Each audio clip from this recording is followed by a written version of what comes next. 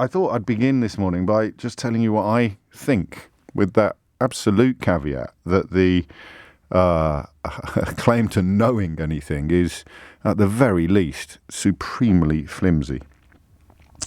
So what terrifies Vladimir Putin most is people looking west.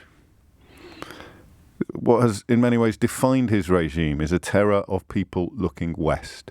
If you want to stop an oppressed citizenship from appreciating the fruits of democracy, and our political system is obviously far from perfect, but you have to persuade them that what they see, that the grass is not greener on the other side of the river. Think of North Korea.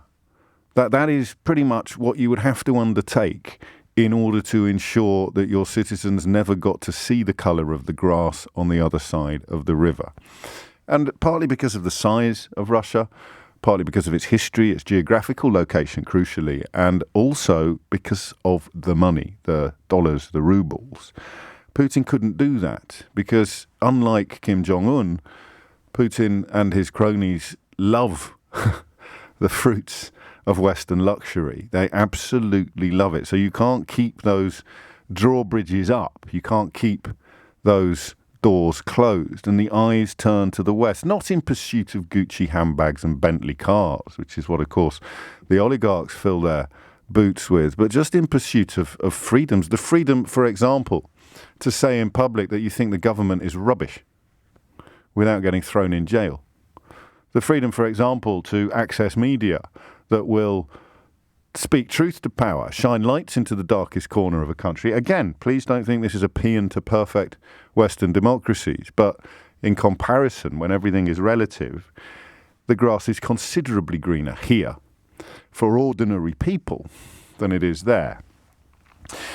And when people look to the West, the bad stuff happens as far as Vladimir Putin is concerned, most obviously with the revolution in, wait for it, Ukraine, when ordinary people were close enough to the window on the West to see how green the grass was here, and in the same breath, if you like, understand the corruption of their leader, their Kremlin apologist placeman who was president there, and the epic wealth. As soon as the epic wealth that he had accrued became clear to the Ukrainian people, most obviously, I don't know if you remember, there was a sort of massive pirate ship full of jewels or some ridiculous folly that the truth got out.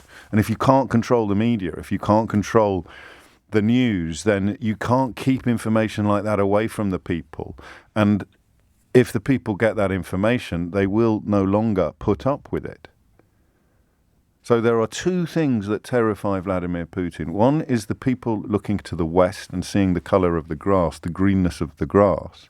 And the other is the Russian people finding out about how rich he is and about what he's got, about his secret Dakars and his Bond villain lairs and the fortunes he has secreted in oligarchs' bank accounts all over the world. Those are the two biggest threats to Vladimir Putin. So you can speak all you like about geopolitics and realpolitik and whatever it may be.